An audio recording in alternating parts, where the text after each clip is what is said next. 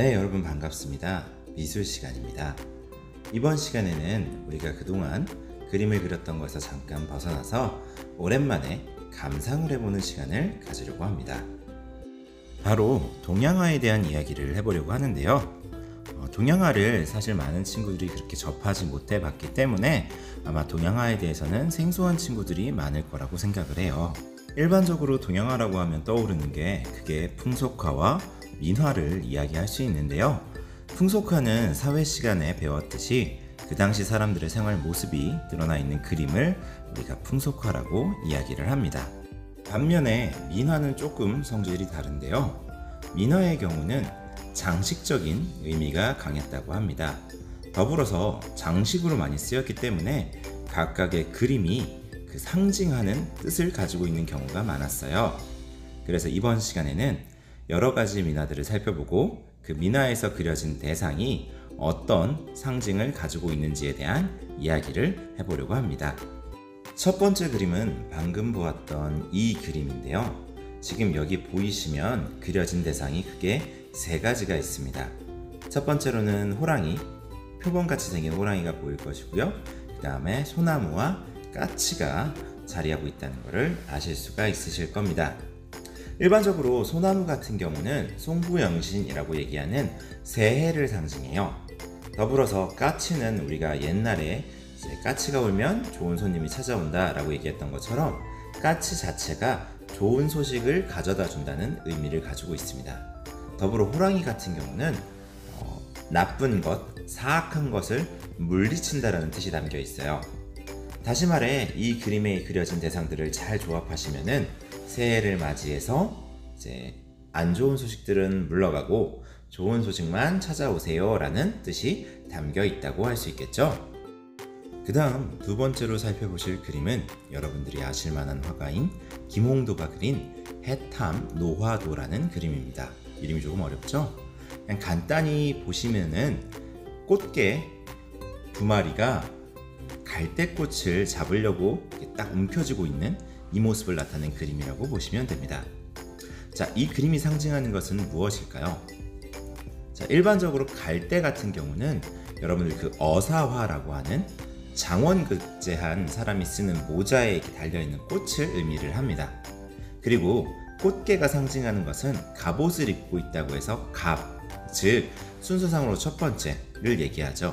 따라서 이 그림이 상징하는 것은 장원급제, 시험에 꼭 붙어서 장원급제 해라 라는 뜻이 담겨 있다고 볼 수 있습니다. 이와 비슷한 뜻이 담겨진 그림으로는 지금 보시는 것처럼 잉어가 그려진 그림을 이야기할 수 있는데요. 일반적으로 잉어는 그 등용문이라고 해서 용이 되기 전에 그 이제 폭포를 오르면 용이 된다라는 옛날 고사성어가 있어요. 그래서 잉어가 이제 물살을 거슬러 오르는 그림은 다시 얘기하면 용이 되기 위해서 오르는 승천하는 그림이라고 해서 더 높은 직위, 그다음에 높은 자리에 올라갈 수 있게끔 시험에 꼭 합격해라, 옛날로 따지면 과거죠.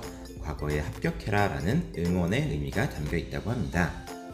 또 옛날 사람들이 중요하게 생각했던 가치가 하나 있는데요.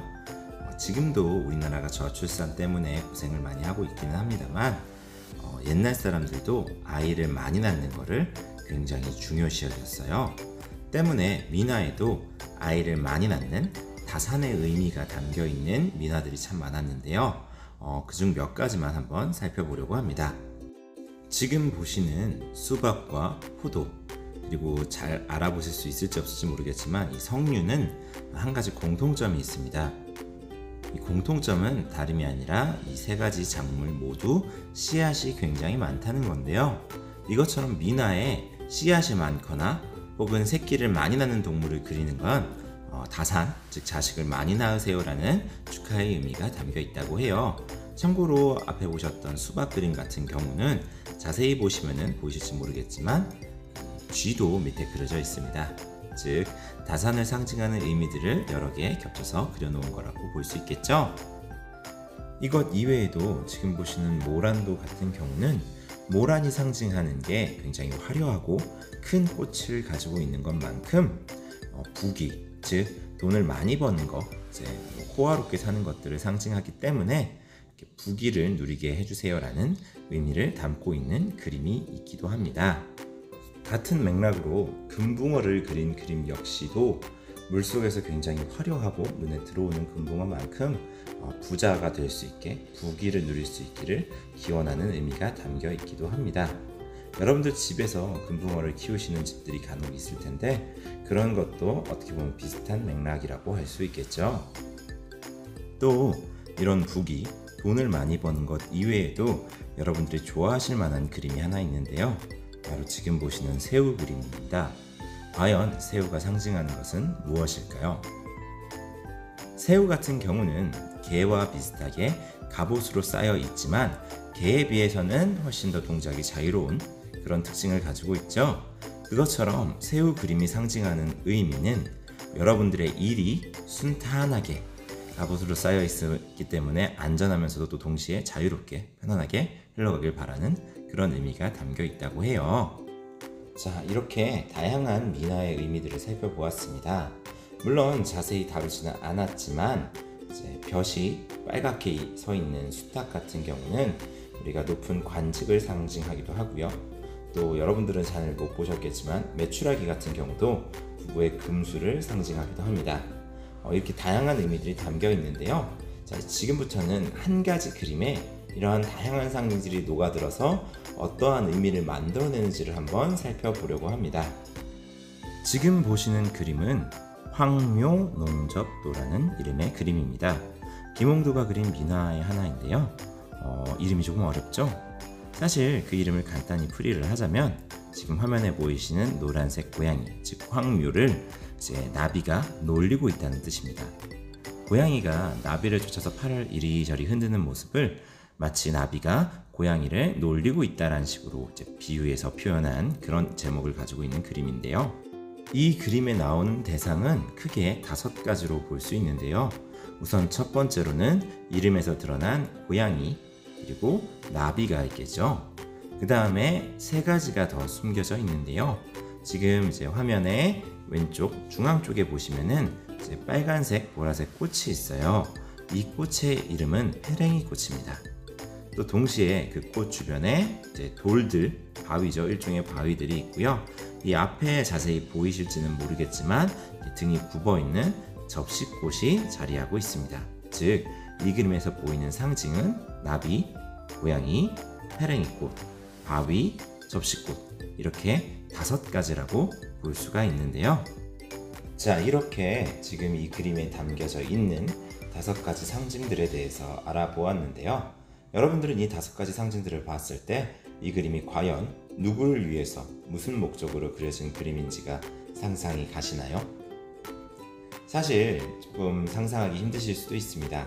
왜냐면 이 그림들을 해석하기 위해서는 우리가 예전에 중국식 발음과 그 한자 발음이 비슷하기 때문에 의미를 갖는 상징들이 있다는 걸 알아야 하고요. 또 동시에 우리가 사자성어라고 얘기하는 중국식 고사성어에 대해서도 어느 정도 알고 있어야지만 이 그림의 상징들을 이해할 수가 있어요. 사실 그게 쉽지는 않기 때문에 선생님이 우선 간단하게 설명을 드리도록 하겠습니다. 자, 우선 가장 앞에 보이는 고양이와 나비가 상징하는 것이 무엇인지 한번 알아볼 텐데요. 고양이가 상징하는 것은 고양이를 뜻하는 한자인 묘자의 중국식 발음이 중국에서 70세를 부르는 단어와 그 음이 똑같다고 해요. 그래서 고양이가 상징하는 것은 70세, 즉 이른이라는 나이를 뜻합니다. 같은 맥락으로 나비를 상징하는 한자인 접자도 중국에서 80세를 뜻하는 그 한자와 음이 똑같다고 해서 나비는 80세를 뜻하고요. 즉 고양이와 나비라는 그림 자체가 70세, 80세라는 상징을 가지고 있다고 볼 수 있겠죠. 때문에 이 그림이 노인을 위해서 준비된 그림이라는 것을 우리가 파악할 수 있습니다. 거기에 더불어 그림 왼편에 보이시는 이 페랭이 꽃과 바위 같은 경우도 둘 다 장수를 상징한다고 볼 수가 있는데요. 페랭이 꽃은 일반적으로 청춘을 의미한다고 합니다. 더불어서 페랭이 꽃이 자라고 있는 이 바위는 영원불멸, 즉 변하지 않고 오래오래 간다는 뜻을 상징하고 있기 때문에 이 그림만 놓고 봤을 때는 오래도록 청춘을 누리세요 라는 뜻이 된다는 걸 알 수가 있겠죠. 자, 이제 마지막으로 남은 하나의 상징은 이 그림 앞쪽에 있는 접시꽃 뿐인데요. 이 접시꽃이 상징하는 의미는 무엇일까요? 사실 이 모양을 자세히 보시면 이게 등이 약간 굽어 있다는 걸 아실 수가 있는데요. 혹시 어르신들이 쓰시는 것들 중에 이것과 비슷한 모양이 무엇인지 생각이 나시나요? 혹자는 이게 지팡이를 닮았다고도 하고요. 혹자는 이거를 등을 긁는, 우리가 효자손이라고 부르는 그런 것처럼 등을 긁는 도구와 닮았다고도 합니다. 한 가지 재밌는 건 이제 어르신들이 흔히 얘기하실 때 나이를 먹고 이제 연세가 오래되실수록 동작이 불편하기 때문에 내 맘대로 할 수 있는 건 지금 보이시는 지팡이나 등글개 밖에 없다고 하더라고요. 그런 것처럼 이 접시꽃이 상징하는 것은 나이 먹으셔도 편안하게 하고 싶은 거 하시면서 사시라라는 그런 의미가 담겨 있다고 해요.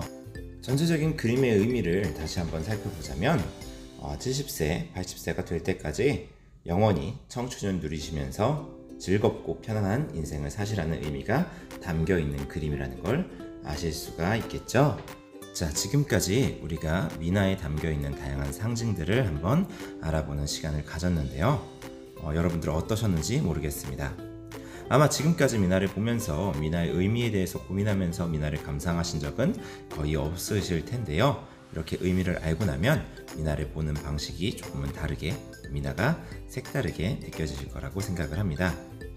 자, 지금까지 짧은 시간 동안 굉장히 많은 내용들을 다루었으니까 한 번쯤 다시 보시면서 각 상징들이 무슨 의미를 가지고 있는지 한번 살펴보시고 기억하신 다음에 학교에 오시면 좋으실 것 같아요. 긴 시간 집중해 주셔서 감사하고요. 오늘 수업은 여기서 마치도록 하겠습니다. 모두 수고 많으셨습니다.